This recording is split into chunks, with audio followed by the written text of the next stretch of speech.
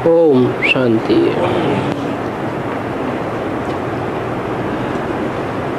4/9/68 का प्रातः क्लास चल रहा था।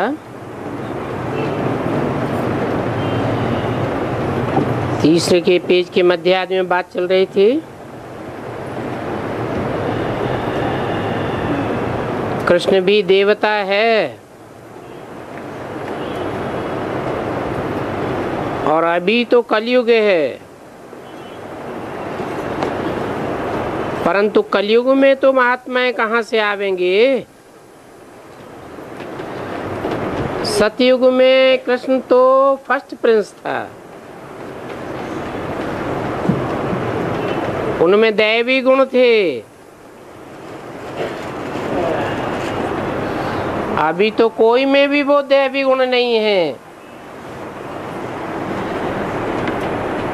साधु संत आदि बल पवित्र बनते हैं, फिर भी पुनर्जन्म तो विकार से ही लेते हैं ना। उनकी कर्मेंद्रियों में इसलिए विकृति आती है, क्योंकि जन्म ही कर्मेंद्रियों की विकृति से हुआ है। इसलिए फिर उनको भी संन्यास धारण करना पड़ता है। और कृष्ण तो दूसरा शरीर लेते हैं, तो वो भी पवित्र है। देवताएं तो होते ही हैं पवित्र। रावण वहां होता नहीं है। ये बात भारतवासी भूल गए हैं।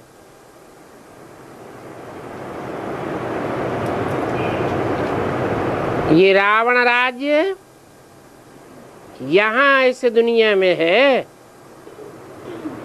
सतयुग त्रेता में कोई रावण राज्य नहीं होता।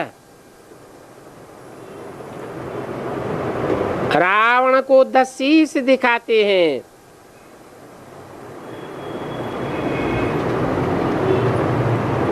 पांच स्त्री के 5 पुरुष के।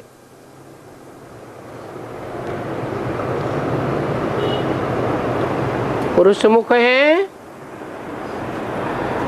रावण रूपी 5 विकार।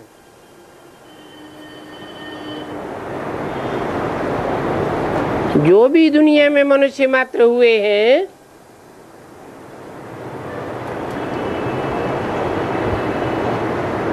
उनमें विकार तो नंबरवार होते हैं ना। कोई तो 100% कामी होगा, कोई क्रोधी होगा, कोई लोभी होगा।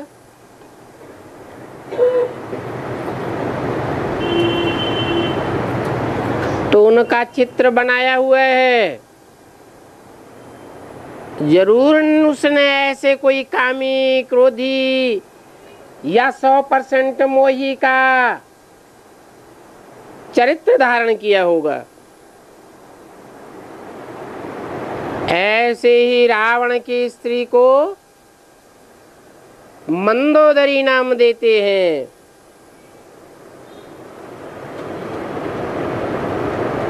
विकारों की उतनी तीव्रता तो नहीं है, परंतु बुद्धि मंद है। बुद्धि रूपी पेट कहा जाता है, उदर।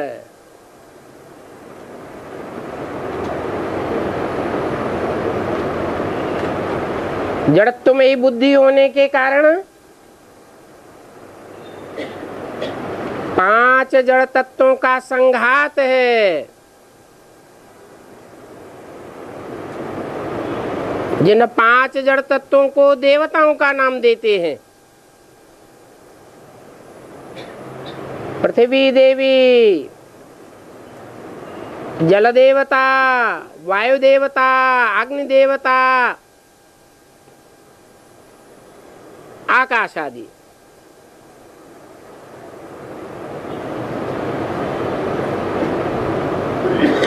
ये भी समझते हैं कि 5 विकार तो हर एक में है, मनुष्य मात्र में है।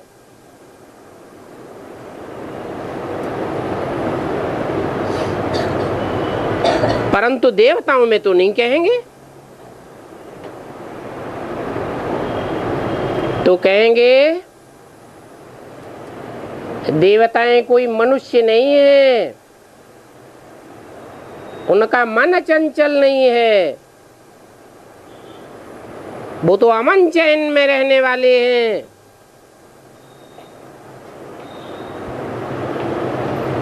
मन को जीता हुआ है, मन जीते जगत जीत कहा जाता है।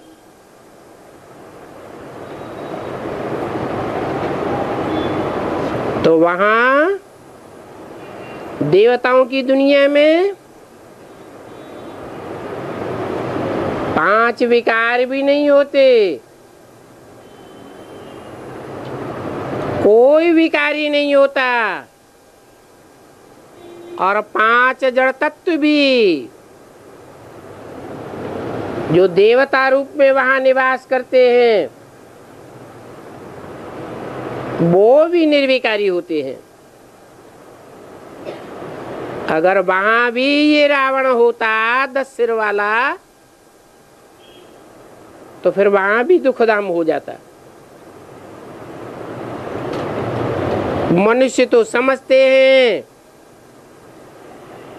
कि देवताएं भी ऐसे ही बच्चा पैदा करते होंगे बिख से।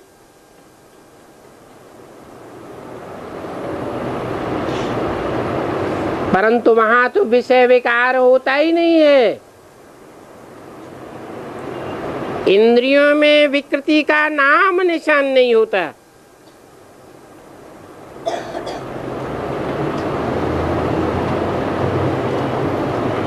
मनुष्य समझते हैं वो देवताएं भी विकारी ठहरे, उनको ये पता ही नहीं रहता है कि देवताओं के लिए तो गायन है संपूर्ण निर्विकारी, गाते भी हैं 16 कला संपूर्ण सर्वगुण संपन्न संपूर्ण हिंसक, तब तो उनकी पूजा होती है। पूजा का आधार पवित्रता है।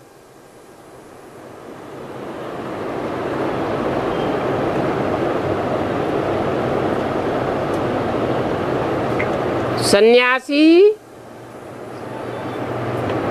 देवताओं की पूजा नहीं करते हैं, उनका तो धर्म ही अलग है।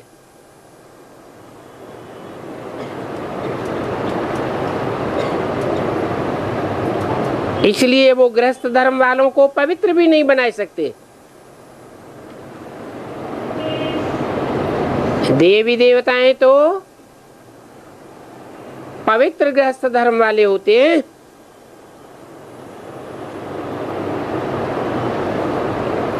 तो उनको कब ख्याल भी नहीं आवेगा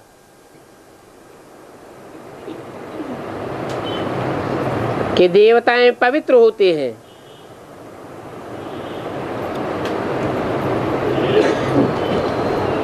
सिर्फ एक को चेला बनावेंगे और उसे हद का संन्यास कराए अपने मिशन को बढ़ाते हैं।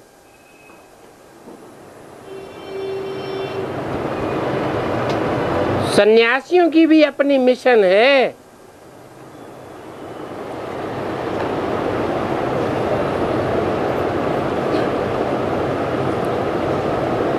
उनकी मिशन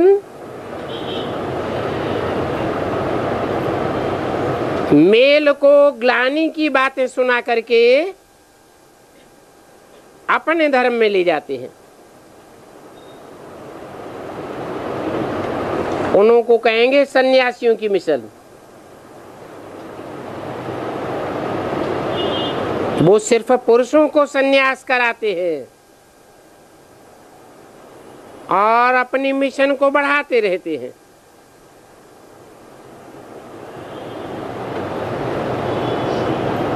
बाप फिर आकर के प्रवृत्ति मार्ग की नई मिशन बनाते हैं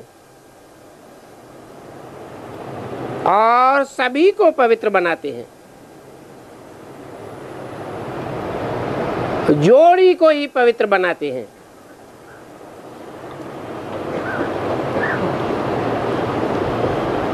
कहते हैं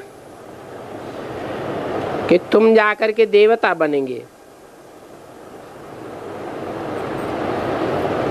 ऐसे नहीं। आत्मा पवित्र बनी तो सन्यासी जाकर के पवित्र बनेंगे। अभी तुम कोई सन्यासी बनने के लिए नहीं आते हो, तुम तो आते हो पवित्र मार्ग का पक्के बन करके विश्व का मालिक बनने के लिए।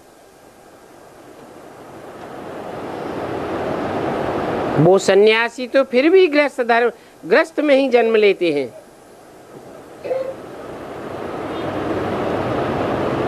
जन्म लेते हैं फिर भी निकल जाते हैं।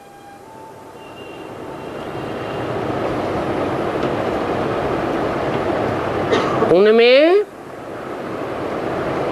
पवित्रता के पक्के संस्कार नहीं पड़ सकते, और तुम्हारे में तो संस्कार हैं पवित्रता के। अभी तुम अपवित्र बने हो। संग के रंग में आने से फिर तुम पवित्र बनेंगे। तुम बच्चे जानते हो कि बाप पतित गृह आश्रम को पावन बनाते हैं। पावन दुनिया को सतयुग और पतित दुनिया को कलयुग कहा जाता है।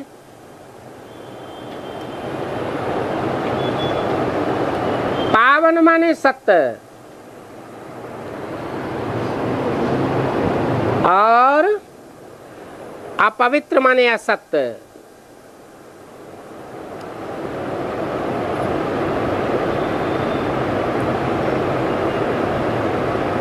कुत्ता झूठा खाना भी पसंद करता है,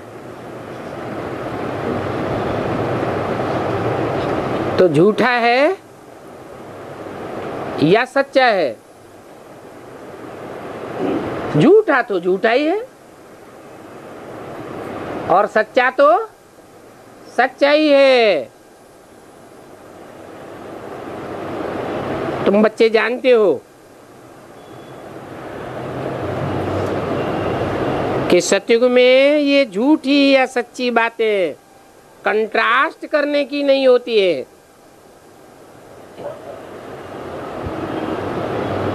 अभी कलयुग में कितने पाप आत्माएं बन गए हैं। बाप कहते हैं जब जब भारत में धर्म की ग्लानि होती है, अर्थात देवता धर्म वाले पतित बन जाते हैं, तो अपनी ग्लानि अपने आप ही करने लग पड़ते हैं। बाप कहते हैं हमने तुमको पावन बनाया, फिर तुम पतित बने हो। इतने पतित बन गए कि कोई काम के नहीं रहे। जब ऐसे पतित बन जाते हो तब फिर पावन बनाने हमको आना पड़ता है।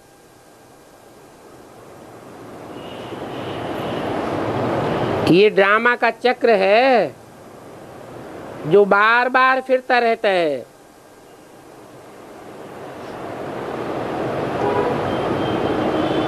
तुम स्वर्ग में जाना चाहते हो तो उसके लिए दैवी गुण भी चाहिए। क्रोध बिल्कुल नहीं होना चाहिए। अगर क्रोध है तो जैसे असुर कहलावेंगे।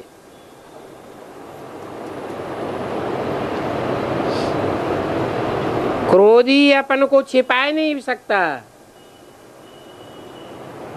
क्रोध बाहर आ जाता है। तो बड़ी शांति चित्त अवस्था चाहिए। क्रोध करते हैं तो कहेंगे इनमें क्रोध का भूत है। तो जिनमें कोई भी प्रकार का भूत है वो देवता नहीं बन सकते। नर से नारायण बन नहीं सकेंगे। नारायण की दुनिया को तो कहा ही जाता है निर्विकारी दुनिया।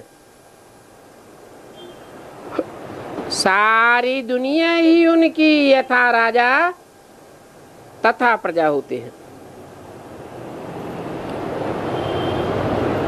और भगवान बाप ही आकर के उनको संपूर्ण निर्विकारी बनाते हैं। तब कहेंगे आदि सनातन हिंदू धर्म की स्थापना हो जाती है।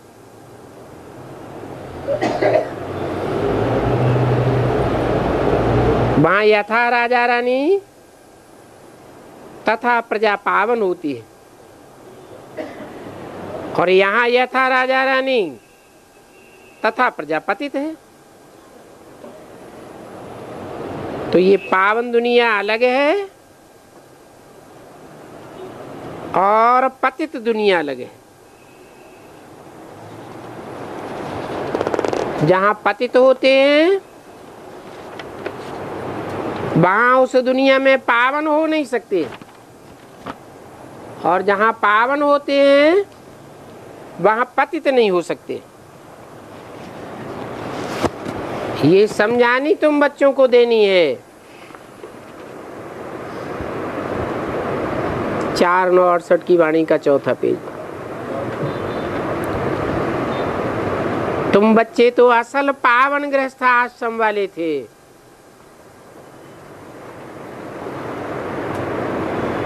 अभी नकली बन गए हो। पूरे पतित। बाप भी कहते हैं तुम कितने विकारी बन पड़े हो। जो पतित होते हैं उनको अधर्मी कहा जाता है।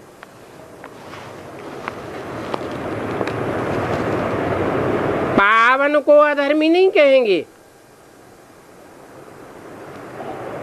क्यों?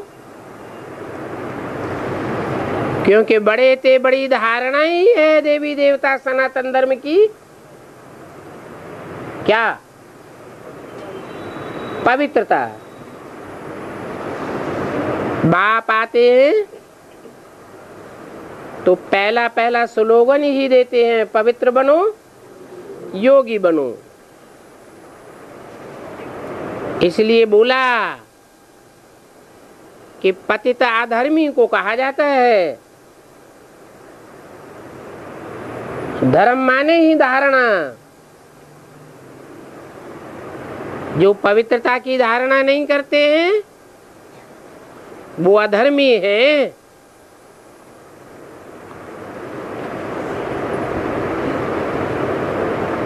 सूर्यवंशी, चंद्रवंशी पावन थे, उनको अधर्मी नहीं कहेंगे। इनके अलावा जो भी धर्म आए, जो भी धर्म पिताएं आए, और जो भी उनको फॉलो करने वाले फॉलोअर्स बने, उनको क्या कहेंगे? अधर्मी कहेंगे। क्योंकि पवित्रता को मान नहीं देते हैं।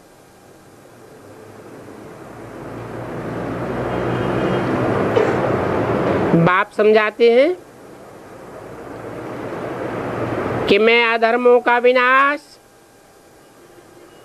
और एक सद्धर्म की स्थापना करता हूं।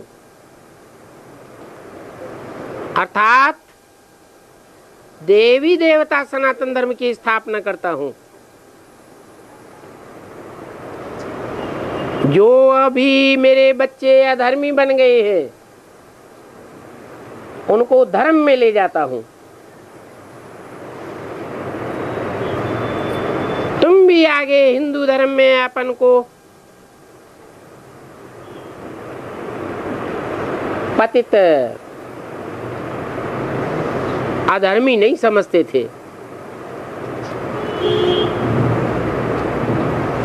बाप कहते हैं तुम पावन देवताएं थे, अभी तुम पतित बने हो, अर्थात अधर्मी बने हो। मैं भारत में ही आकर के पावन बनाता हूं।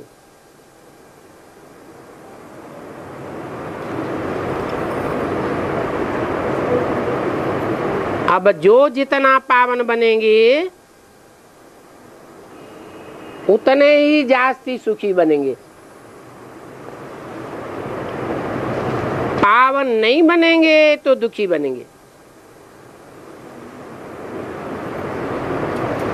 जो पावन बनेंगे, संपूर्ण पवित्र बनेंगे, तो एब्सोल्युटली पावन बन और बनाते रहेंगे। खुद भी मेहनत करेंगे पवित्र बनने की और दूसरों को भी पावन बनाते रहेंगे।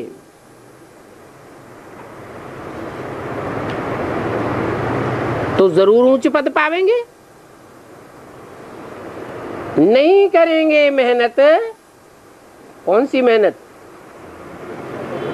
पावन बनाने की, तो कम पद पाए लेंगे। यहाँ तो इस दुनिया में सभी पतित हैं। जो पावन बनते हैं वो बहुत ऊंच बनते हैं, अर्थात बहुत धनवान बनते हैं। जो पतित नीचे हैं वो कम धनवान हैं।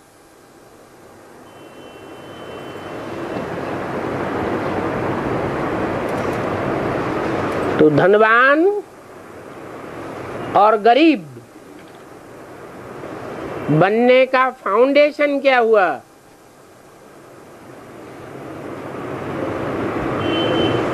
किनका फाउंडेशन लग रहा है गरीब बनने का, और किनका फाउंडेशन लग रहा है साहूकार बनने का? विश्व का मालिक तो दुनिया का सबसे जास्ती साहूकार होगा।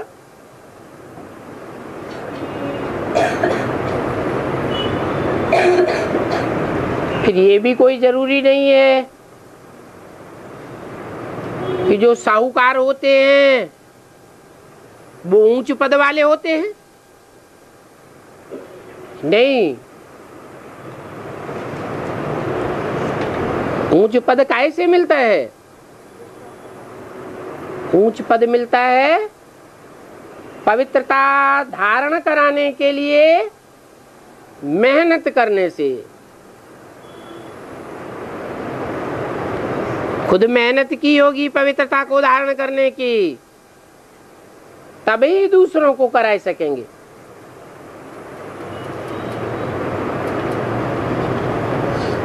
तो धनवान अथवा निर्धन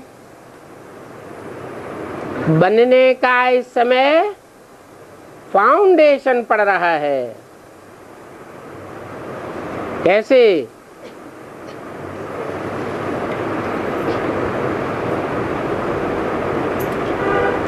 एक धन होता है स्थूल और एक धन होता है सूक्ष्म ज्ञान धन। दो स्थूल शरीर धारण करते हैं,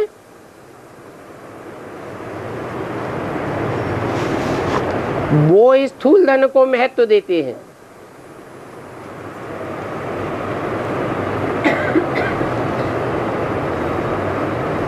देहधारी कहा जाता है, देवान को धारण करने वाला।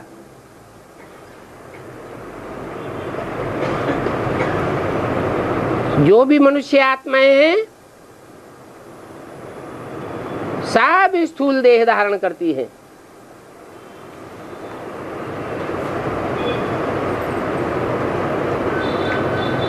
तो स्थूल धनवान बनती हैं अथवा स्थूल रूप में धनहीन बनती है।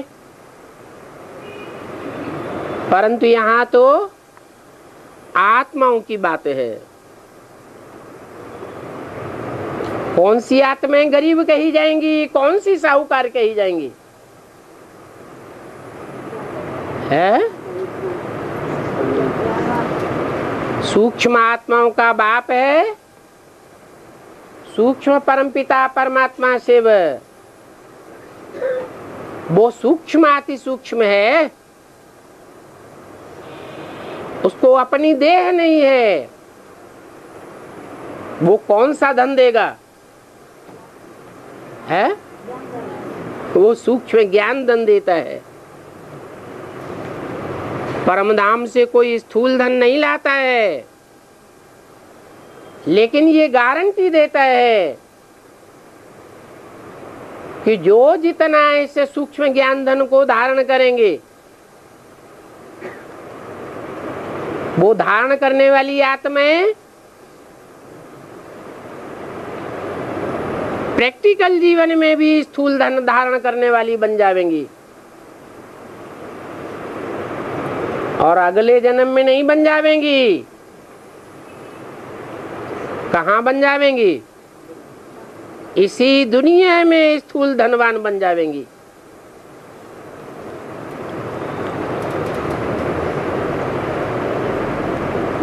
तो धन का आधार क्या हुआ? है ज्ञान धन। ये ज्ञान धन सिवाय परमपिता परमात्मा की कोई नहीं दे सकता।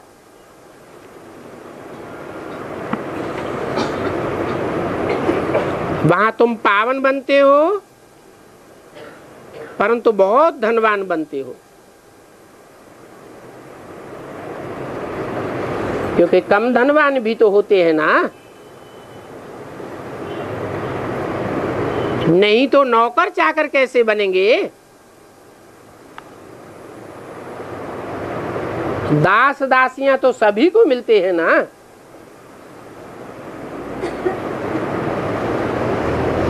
यहाँ भी जो धनवान होते हैं वो दास दासी रखते हैं,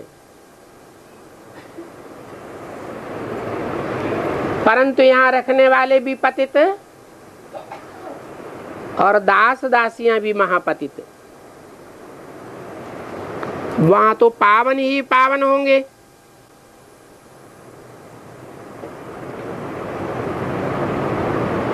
जो पावन बनेंगे नई दुनिया में, वो पावन साहूकार, और यहाँ होते हैं पतित साहूकार। वो होती है पावन दुनिया, ये है पतित दुनिया। यथा राजा रानी तथा प्रजा बनने में 5 विकार नहीं होना चाहिए। तो देखना चाहिए हमारे में कौन सा विकार है। बाबा के पास आते हैं तो विकार की बात हो न सके, परंतु क्रिमिनल आई होती है वो तो अपना काम करती ही रहती है। कोई को देखा और दिल खराब होगा, बुरा संकल्प आ जाता है, गोया क्रिमिनल आई है। देवताएं होते हैं सिविलाइज्ड। सूरदास की कहानी भी इस बात पर है। ये तो बाप सिविलाइज्ड बनाए देते हैं। ये सिविलाई सिवाय बाप के और कोई दे न सकता। सन्यासी भी क्रिमिनल दुनिया में है, दुनिया ही क्रिमिनल है, सब क्राइम करने वाले हैं, सब क्रिमिनल होते जाते हैं। काम क्रोध लोभ मोह अहंकार कुछ न कुछ है जरूर, और जन्म भी भिक्ष से लेते हैं। राम राज्य और रावण राज्य को तुम्हारे सिवाय कोई नहीं जानते, और तुम्हारे में भी जानने वाले नंबरवार हैं। प्रतिज्ञा करते हैं, फिर माया पकड़ती रहती है, जा करके छीछी बन जाते हैं।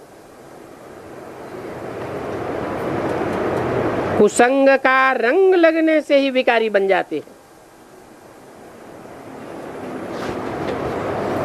तो ये सभी समझाने की बातें हैं।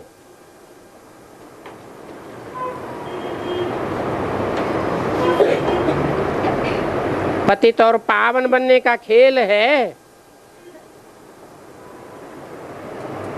जो पतित बनते हैं उनको पुकारना ही पड़ता है।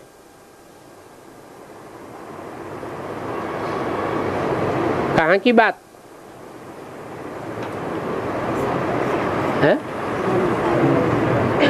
कौन से युग की बात है? सिर्फ संगम युग की बात।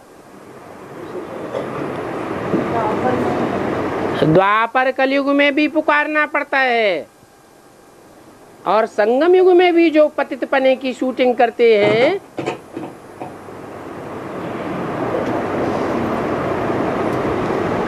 तो उनको भी क्या करना पड़ता है? उनको भी पुकारना पड़ता है। पुकारना ही पड़े। तुम पतित बने हो, फिर हमको पावना बनाने के लिए जरूर आना ही पड़ता है। तुमको पुकारना पड़ता है और मुझको आना ही पड़ता है। दोनों मजबूर। पड़ता है माने मजबूरी है। अरे अरे मजबूर कौन होता है? निराकार मजबूर होता है या साकार शरीर धारण करने वाला मजबूर होता है? हैं? मजबूरी किसके लिए? जो साकार हैं, जन्म मरण के चक्र में आने वाले रथवान हैं, स्वार्थी हैं, रथ वाले हैं, उनके लिए मजबूरी है। वास्तव में ये मजबूरी निराकार के लिए नहीं है। निराकार के लिए ड्रामा नहीं है क्या है? वो ड्रामा के बंधन में बंधा हुआ नहीं है क्या? बांधा हुआ है। ड्रामा के बंधन में बांधा हुआ है तो क्या उसको नीचे गिरना है? हैं? निराकार को नीचे गिरने या ऊपर उठने की बात ही नहीं है। वो नीच पतित दुनिया में आता है, पतित से पतित तन में भी आता है, तो भी मन बुद्धि से च्युत नहीं होता, पतित नहीं होता। इसलिए उसका एक नाम है अच्युतम। अच्युतम अर्थात जो ऊपर से नीचे की स्टेज में कभी नहीं गिरता। मनुष्य आत्माएं नीचे गिरती है, उसके ऊपर से नीचे गिरने का सवाल नहीं है, और नीचे से ऊपर उठने का भी सवाल नहीं है। उसके लिए नहीं कहेंगे सदगति और दुर्गति। सदगति और दुर्गति से सदैव ही परे है। तो बोला सभी तो पावन नहीं बन सकते।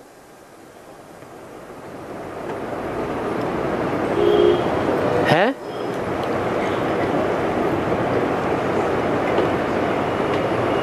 पतित बनने वालों को पुकारना पड़ता है, मेरे को आना पड़ता है। इसके बावजूद भी क्या सभी पावन बन जाते हैं?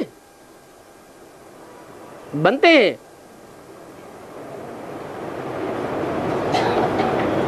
जो पावन बनते हैं वो भी फिर पतित बन जाते हैं। कोई न कोई की प्रवेशता हो जाती है। किसमें?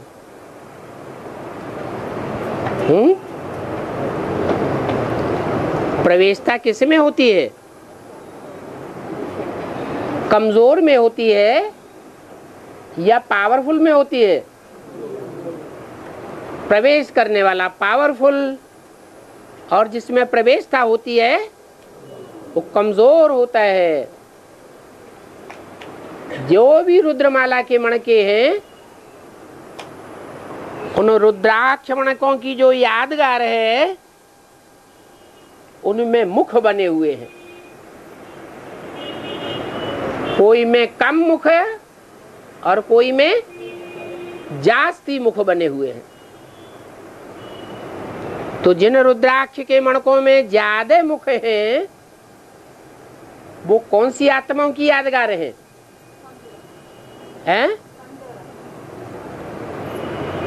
वो उन आत्माओं की यादगार हैं जो बार बार पतित बनती हैं, बार बार अंजाम करती हैं,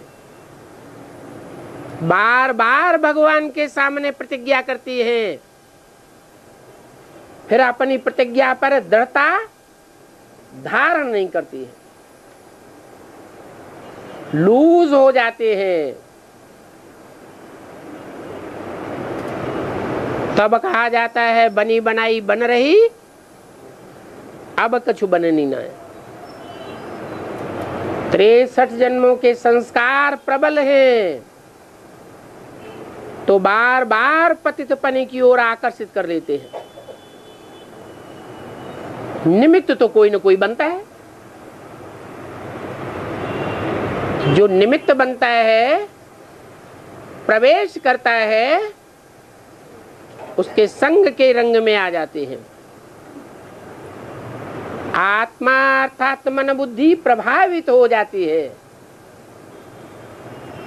इसलिए बाप कहते हैं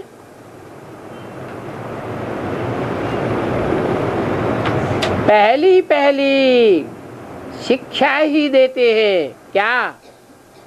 अपन को आत्मा पक्का करो। आत्मा पक्का करेंगे कि मैं आत्मा ज्योति बिंदु हूं, तो जो भी असुर है संग के रंग में हमको लाने वाले हैं, उनका प्रभाव हमारी आत्मा पर नहीं होगा।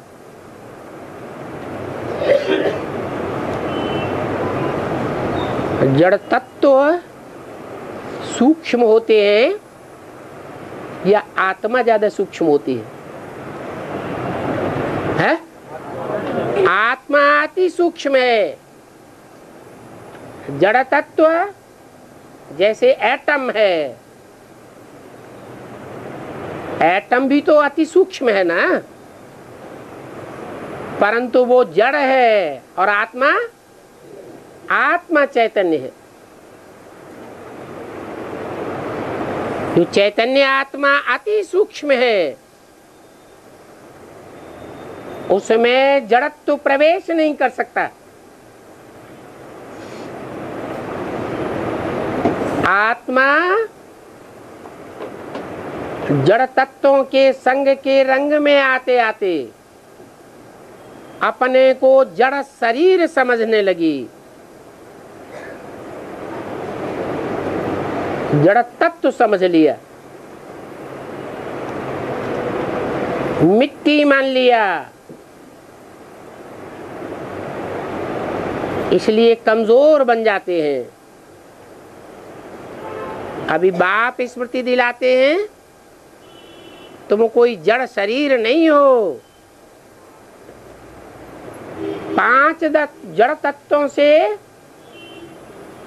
भरपूर तुम्हारी मन बुद्धि आत्मा नहीं है।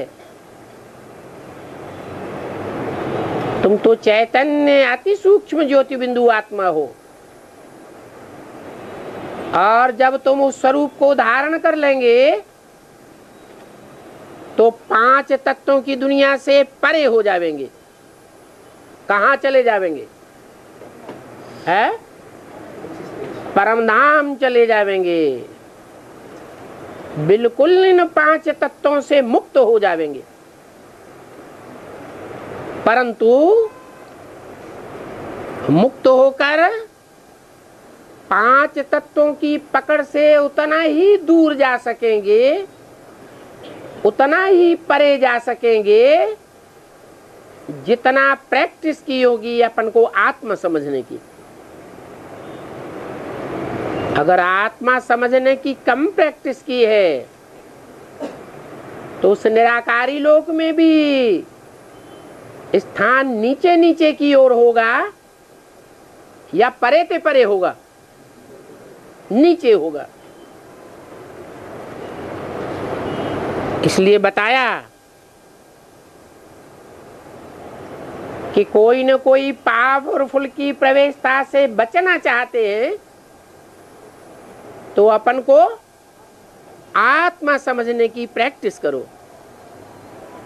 अमृत वेले उठकर कम से कम 10 मिनट 15 मिनट पक्का कर दो कि हमें और कुछ भी याद ना आवे। क्या याद आवे? मैं आत्मा ज्योति बिंदु हूं। ये फाउंडेशन ही पक्का कर देंगे। अमृत वेले दिन के शुरुआत में ही तो सारा दिन आत्मिक स्टेज के लिए मजबूत होते रहेंगे, नहीं तो फिर पावन बनते ही नहीं है। क्योंकि फाउंडेशन आत्मा समझने का जो फाउंडेशन है, पुरुषार्थ का फाउंडेशन क्या है? मैं आत्मा, वो कच्चा रह जाता है। इन लक्ष्मी नारायण को सर्वगुण संपन्न 16 कला संपूर्ण कहा जाता है।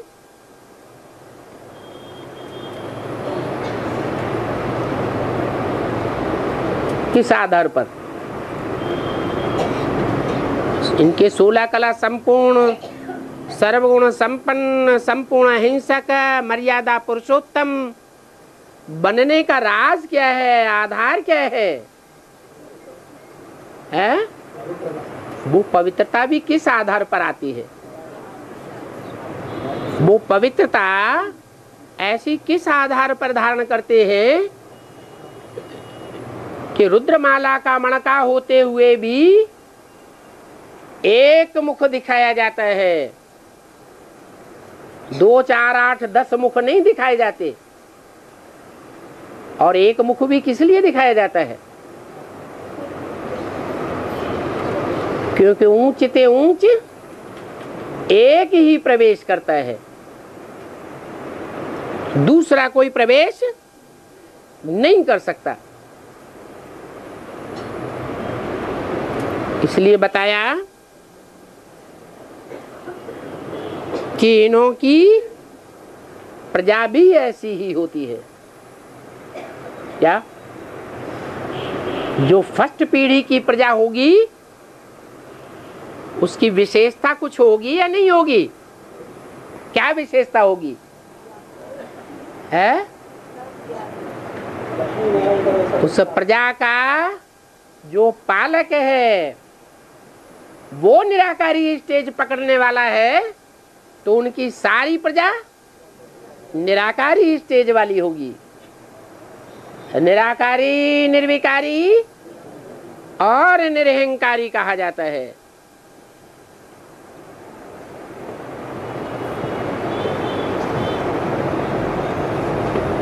तो प्रजा यथा राजा तथा प्रजा होती है। राजा रानी ही पवित्र होंगे तो प्रजा भी पवित्र होगी। और जिस पीढ़ी के राजा रानी नंबरवार की लिस्ट में होंगे पवित्रता में, तो प्रजा भी नंबरवार पवित्र बनेगी। जैसे 8वां नारायण, सतयुग में जो 8वां नारायण बनेगा वो कौन से धर्म का कहा जाएगा? आर्य समाजी।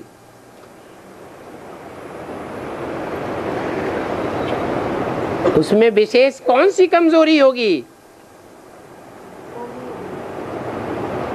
है? है? हाँ, कमजोरी कौन सी होगी? मोह में। हाँ, वो हर धर्म में कन्वर्ट होता जाएगा। क्या चंद्रवंशियों का राज्य होगा? जो चंद्रवंश में तो कन्वर्ट होते ही है सब, ये कोई खास बात नहीं हुई। लेकिन इस्लाम वंश आवेगा तो इस्लामियों में कन्वर्ट हो जाएगा। बौद्धि आवेंगे तो बौद्धियों में कन्वर्ट होगा। जो धर्म का जो पावरफुल आत्मा जिस समय आवेगी उसी धारणा में अपने को प्रभावित कर देगा और अपने पुराने धर्म को छोड़ देगा। जो ओल्ड इज गोल्ड कहा जाता है, उस गोल्ड अर्थात सच्चाई को छोड़ता जाएगा और झूठ को पकड़ता जाएगा, प्रभावित होता जाएगा। आखिरी अंजाम क्या होता है? उनको कोई धर्म में प्राप्ति नहीं होती। जिस धर्म में भी कन्वर्ट होते जाते हैं वहां उनको अधीन बन करके रहना पड़ता है। आखिरीन भगवान से प्राप्ति करने वाले जितने भी आस्तिक धर्म हैं, कुछ न कुछ, उनमें सबसे लास्ट का पद पा लेता है। क्षणभंगुर की राजाई मिलती है। 2-5 साल के लिए प्रजातंत्र राज्य में कुर्सी पर बैठेंगे। वो भी कोई जरूरी नहीं कि 5 साल चले या न चले।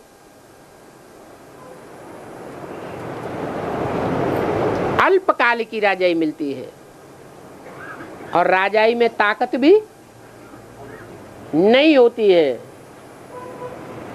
क्यों? क्योंकि रिलीजन इज माइट कहा जाता है। कोई धर्म के ऊपर विश्वास ही नहीं ठहरता। हर धर्म को लात मारते जाते हैं। जैसे कि अंत में जाकर धर्म के ऊपर से श्रद्धा ही हट जाती है। इसलिए उनका राज्य धर्म निरपेक्ष राज्य कहा जाता है।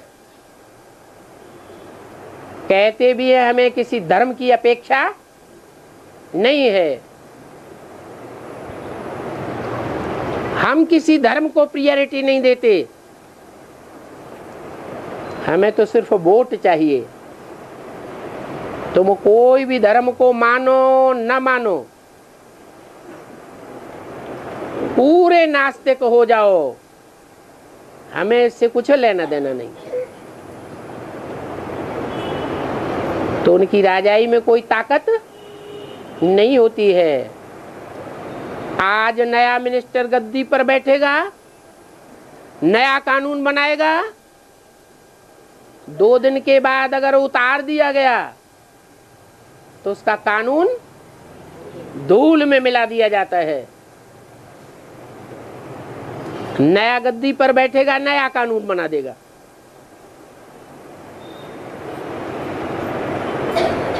रेलवे मिनिस्टर बने, कौन?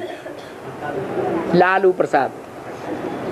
उन्होंने कानून बनाया कि जो भी ट्रेन है उनमें जो स्लीपर क्लास है उसमें पहले एक केबिन में 8 होती थी स्लीपर, 3 और 3 और बाजू में 2। उन्होंने नया कानून बना दिया। कितनी होनी चाहिए? 9 होनी चाहिए। गवर्नमेंट को फायदा होगा, गवर्नमेंट को फायदा होगा तो हम रेलवे डिपार्टमेंट में बचत दिखाई देंगे। फिर हुआ क्या? कानून बनाया और तुरंत ही उस कानून को खुद ही तोड़ना पड़ा। अब वो कानून की कीमत क्या रह गई? कानून में कोई दम नहीं है। ऐसे होते होते जो प्रजा वर्ग है उसकी कानून से श्रद्धा हट जाएगी या कानून के ऊपर श्रद्धा दृढ़ रहेगी? कानून के ऊपर श्रद्धा ही हट जाती है। ऐसी नौबत आ जाएगी कि कानून को मानने के लिए तैयार नहीं होंगे। फिर सबकी बुद्धि में बैठ जाएगा ये प्रजा के ऊपर प्रजा का राज्य बेकायदे राज्य है। असली राज्य तो वो है, असली राजाई तो वो है जो भगवान ने आकर के स्थापन की थी। ये राजा बनाने का काम, ये कंट्रोलिंग पावर देने का काम सिवाय परमपिता परमात्मा के और कोई दे ही नहीं सकता। और हिस्ट्री देख ले, कोई भी धर्म क्यों ना आया हो सत्ता में दुनिया में, कोई ने भी राजाएं तैयार नहीं किए। राजाई की पढ़ाई कोई ने भी नहीं पढ़ाई। जो भी आए आधीन बनाते गए। मनुष्य मनुष्य को आधीन बना सकता है, मनुष्य मनुष्य को स्वाधीन नहीं बना सकता। राजा स्वाधीन होता है, भगवान आकर के राजाई की स्थापना करते हैं। भगवान का नारा भी है, स्वतंत्र रहो और स्वतंत्र रहने दो, स्वाधीन रहो और स्वाधीन रहने दो। ये स्वाधीनता की स्थापना, स्वाधीन राज्य की स्थापना सिवाय परमपिता परमात्मा के कोई नहीं कर सकता।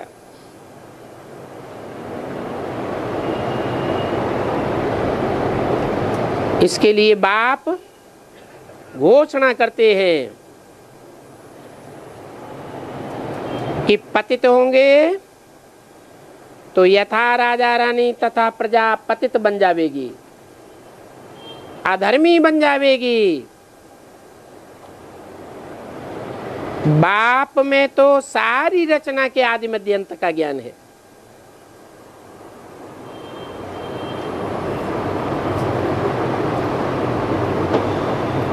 बाप का रचना से क्या कनेक्शन है?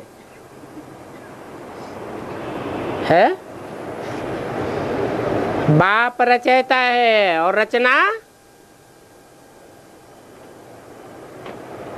बाप के अधीन है। बच्चे रचना कहे आते हैं और बाप रचयिता कहा जाता है। अगर बाप की रचना रचयिता बाप के कंट्रोल में ही ना होवे तो बाप को उस रचना को अपनी रचना समझना चाहिए या नहीं समझना चाहिए? है? रचना अगर रचयिता के कंट्रोल में नहीं है तो रचना रचना है या नहीं है? नहीं है, कोई दूसरे का खून पड़ा हुआ है। मोह भंग हो जाना चाहिए। बाप कहते हैं कि मुझ बाप में सारी रचना के आदि मध्य अंत का ज्ञान है।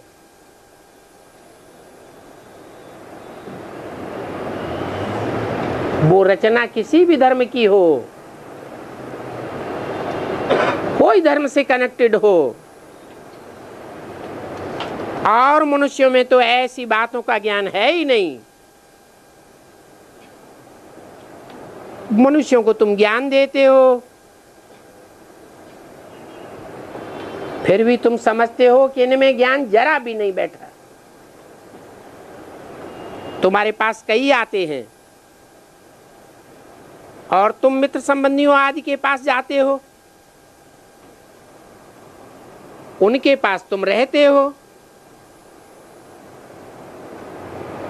तुम कितना माथा मारते हो, फिर भी वो देवता बनते ही नहीं है। तुम्हारा तो फर्ज है क्या? पतितों को पावन बनाना, अधर्मियों को धर्मी बनाना, क्योंकि तुम्हारा तो संग ही पावन के साथ है। तुम्हारा संग पतितों के साथ नहीं है। तुम्हारा धर्म ये है। ऐसे भी नहीं कि तुमको सदैव पतितों के साथ ही रहना है। क्या घबराने की बात नहीं है कि अंत तक ऐसे ही चलेगा। हमको अंत तक ऐसी ही दुनिया में रहना पड़ेगा? नहीं। क्या बताया है? हंस बगुले इकट्ठे रह नहीं सकेंगे। एक ऐसी स्टेज आ जाएगी, ऐसा वातावरण बन जाएगा कि जो हंस हैं वो बगुलों के साथ नहीं रह सकेंगे।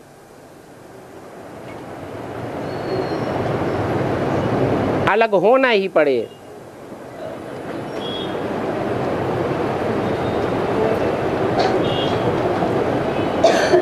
पतित को पावन बनाने की अभी तुम्हारी मेहनत चल रही है। नहीं तो तुम जानते हो कि सेवा के फील्ड में जाते हो, पतितों के साथ रहना पड़ता है,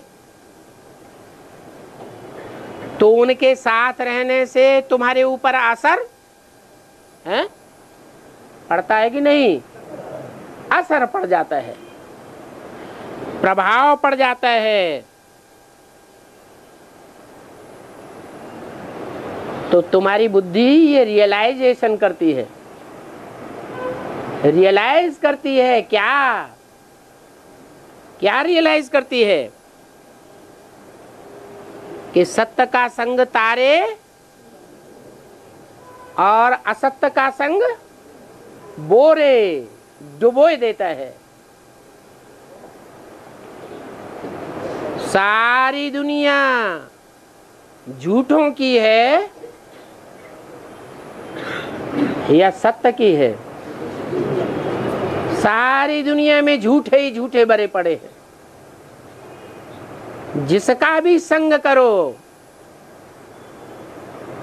निश्चय करो ये सच्चा आदमी है, ये अंत तक हमको धोखा नहीं देगा। फिर भी अंत में क्या साबित हो जाता है कि सारी दुनिया झूठी और एक ही सच्चा साबित होता है। इसलिए भारत में यादगार एक ही लक्ष्मी नारायण की घर घर कथा गाई जाती है। नारायण के साथ लक्ष्मी की भी कथा नहीं है, सिर्फ एक नारायण की कथा है। तो जानते हो कि एक ही सच्चा बाबा है, बाकी सारी दुनिया झूठी है।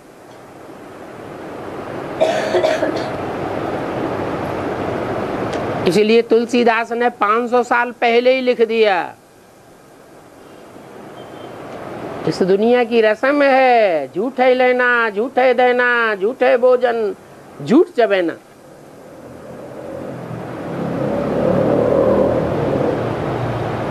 तो उनका असर पड़ जाता है। कुसंग में गए तो उनका रंग लग जाता है। क्या करें, है क्या करें, कुसंग करें, कुसंग में नहीं जाए।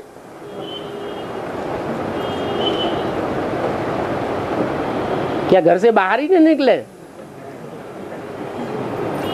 अरे घर के भांतियों में भी कुसंग है या नहीं है?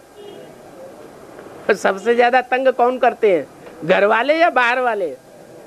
है सबसे ज्यादा तो घर वाले ही तंग कर रहे हैं।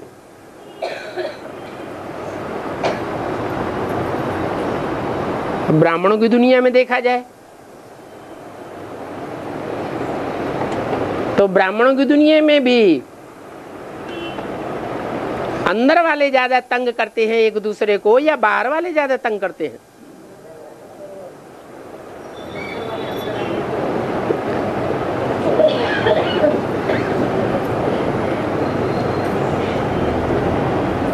तो कहां जाएं? है वाणी से परे चले जाएं। इतनी सामर्थ्य है कि निर्वाण धाम में जाके बैठे रहे 24 घंटे। हैं? कह देना तो सरल है कि परम धाम में जाके बैठे, परंतु कहने वाले इतने समर्थ हैं, हैं? जितना हो सके। तो बोला कि कुसंग में जाना नहीं है, प्रैक्टिस करनी है कि सुनते हुए नहीं सुनना है। अगर सुनेंगे तो संग का रंग लगेगा कानों के द्वारा, देखते हुए नहीं देखना है। अगर देखेंगे, लगाव पूर्वक किसी को देखेंगे तो संग का रंग लगेगा। तो कोई भी कर्म इंद्रियां हैं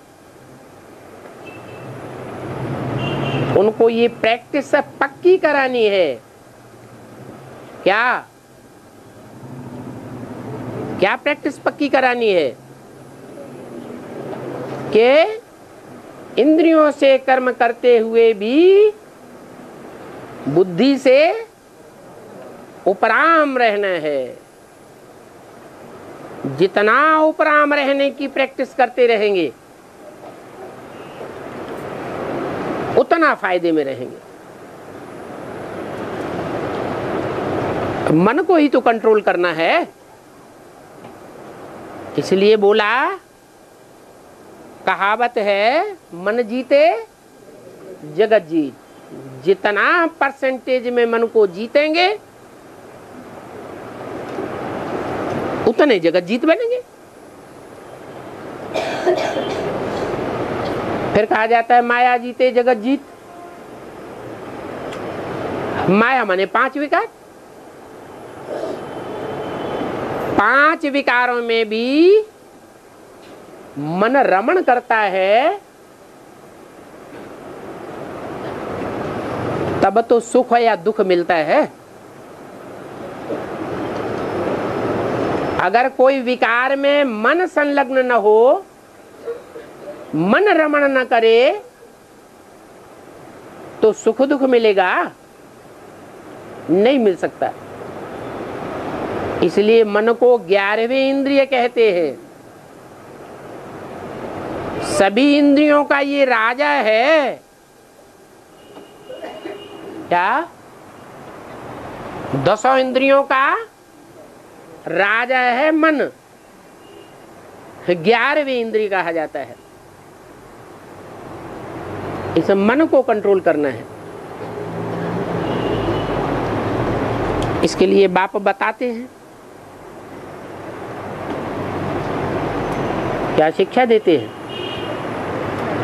हैं? इसके लिए बाप क्या शिक्षा देते हैं?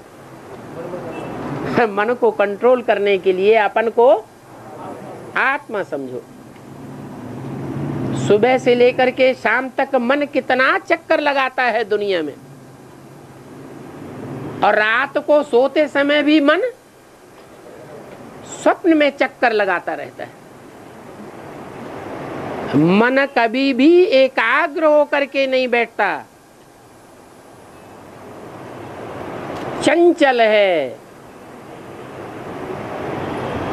इसलिए उसकी जो प्रजा इंद्रियां हैं वो भी चंचल हैं या अचल हैं? वो भी चंचल हैं। तो राजा को जीत लिया तो प्रजा भी कंट्रोल में आ जाएगी। वो साधु सन्यासी हठयोगी क्या सिखाते रहे 2500 साल?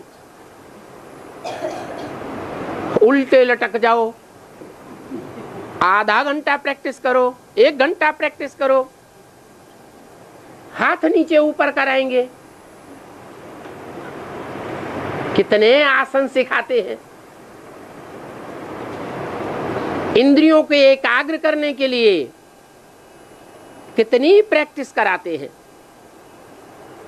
लेकिन उन्हें पता ही नहीं रहता यथा राजा तथा प्रजा होती है। क्या आसन लगाने से, प्राणायाम करने से इंद्रियां कंट्रोल हो जाएंगी? 2500 साल की हिस्ट्री में कभी भी इंद्रियां कंट्रोल हुई क्या? किसी की हुई? कोई हिस्ट्री है? बाप कहते हैं कि ये इंद्रियों को कंट्रोल करना मैं आकर के सिखाता हूं। इसके लिए राजा को कंट्रोल करो। इंद्रियों का राजा है मन।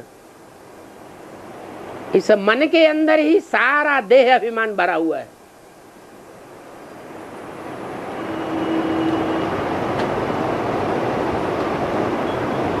ये देह अभिमान को जीता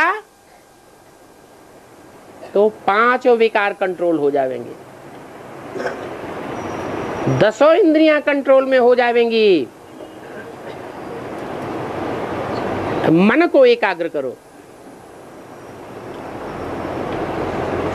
इसके लिए पहली शिक्षा देते हैं, अपन को आत्मा समझो। आत्मिक स्थिति पक्की करेंगे पहचान कर, आत्मा का स्वरूप जानकर, तो प्रैक्टिस करते करते परफेक्ट बन जाएंगे और अनुभव करेंगे कि इंद्रियां शीतल होती जाती है।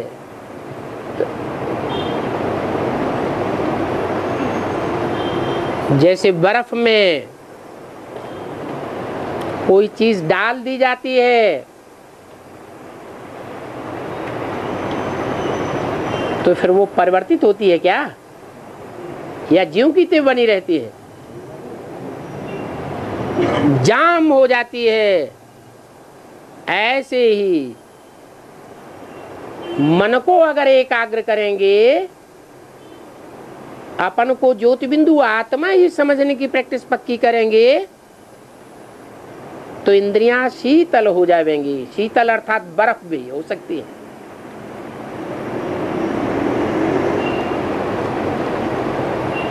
बर्फ जाम हो जाती है ना। इंद्रियों की तो बात छोड़ो, जो मन रूपी राजा इतना पावरफुल है, उसके संकल्प भी क्या हो जाएंगे? जाम हो जाएंगे, बर्फ हो जाएंगे।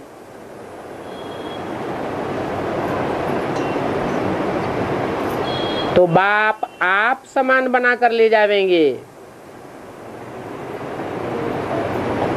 बाप निराकारी है तो हम आत्मा रूपी बच्चों को भी निराकारी, निर्विकारी और निरहंकारी बनाकर ले जाएंगे। अच्छा,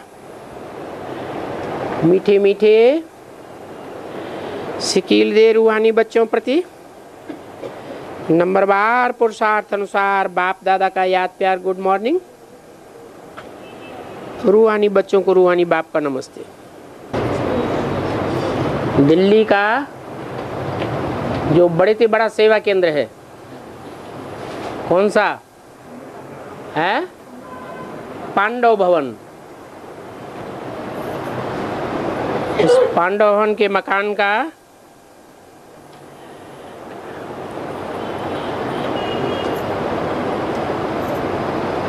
म्यूजियम बनाने के लिए मकान लिया गया।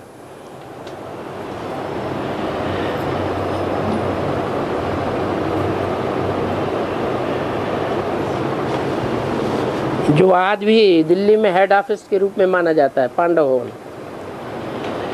ओम शांति।